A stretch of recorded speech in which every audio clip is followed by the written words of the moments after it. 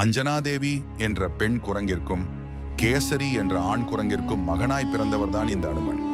ஆஞ்சநேயரின் தாயார் அஞ்சனாதேவி முற்பிறவியில் பிரம்மாவின் சபையில் ஒரு ஆடல் அழகியாயிருந்தார்.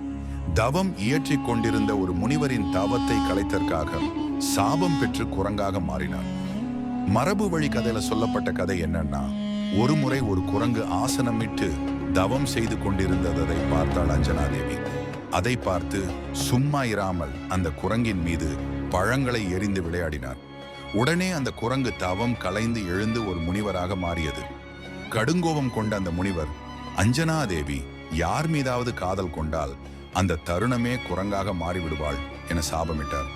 தான் செய்த தவறுக்காக மன்னிப்பு கேட்டு மன்றாடினாள் அஞ்சனாதேவி. தனக்கு குரங்கு முகம் இருந்தாலும் தன் காதலன் தன்னை நேசிக்க வேண்டும் என்றும் சிவபெருமானின் அம்சமே தனக்கு மகனாக பிறக்க வேண்டும் என்றும் வரம் வேண்டினாள். மனம் இறங்கிய முனிவரும் அப்படியே ஆகட்டும், சிவபெருமானின் அம்சமாக மகன் பிறந்தவுடன் உனக்கு சாப விமோசனம் கிடைக்கும் என அருள் பாலித்தார். முனிவரின் சாபத்தின் பலனால் பூமியில் பிறந்து ஒரு காட்டில் வசித்து வந்தாள். ஒரு நாள் காட்டில் ஒரு ஆடவனை கண்டு அவன் அழகில் மயங்கி அவன் மேல் காதல் கொண்டாள். காதல் கொண்ட அந்த தருணமே அவள் குரங்காக மாறிவிட்டாள். அவள் அருகில் வந்த அந்த ஆண் தன்னை கேசரி என்றும் தான் குரங்குகளின் அரசன் என்றும் கூறினான்.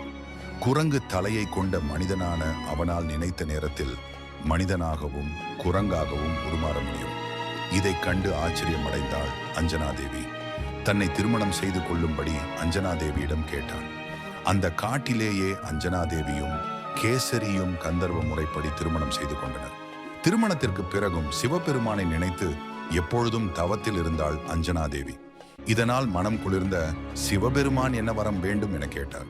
முனிவரால் தனக்கு கிடைத்த சாபத்தில் இருந்து விமோசனம் பெற சிவபெருமானே தனக்கு மகனாக பிறக்க வேண்டும் என கூறினாள். அப்படியே ஆகட்டும் என வரம் கொடுத்தார் சிவபெருமான். அதே சமயம் அயோத்தியாவின் அரசனான தசரத சக்கரவர்த்தியும் பிள்ளை வரம் வேண்டி புத்திரகாமேஷ்டி யாகத்தை நடத்தி கொண்டிருந்தார். இதனால் மனம் குளிர்ந்த அக்னி தேவன் தசரதனிடம் புனிதமான பாயாசத்தை கொடுத்து இதனை சரிசமமாக உன்னுடைய தேவியருக்கு பங்கிட்டு கொடுன்னு என கூறினார். தசரதனும் தன்னுடைய பட்டத்து ராணியான கௌசல்யாவிற்கும் கைகேகிக்கும் இரண்டாக பிரித்து கொடுத்தார். அவர்கள் இருவரும் தங்களுக்கு அளிக்கப்பட்ட பிரசாதத்தினை சரி பாதியாக பிரித்து 2 பங்காக சுமித்ராவுக்கு கொடுத்ததினால் அவளுக்கு இரட்டை குழந்தைகள் பிறந்தது என மரபு வழி கதைகளில் சொல்வார்கள். தசரதன் அந்த பிரசாதத்தை தன் மனைவியருக்கு கொடுக்கும்போது அதில் சிறிதளவு பிரசாதத்தை ஒரு பறவை எடுத்துச் சென்று அஞ்சனாதேவி தவம் புரிந்த இடத்தருகே விட்டு சென்றது.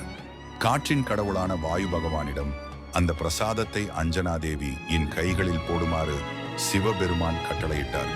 பாயாசத்தை பார்த்த அஞ்சனா மிகுந்த சந்தோஷத்துடன் அதனை உண்டாள். அதனை உண்ணும் போது சிவபெருமானின் அருளை அஞ்சனாதேவி உணர்ந்தாள்.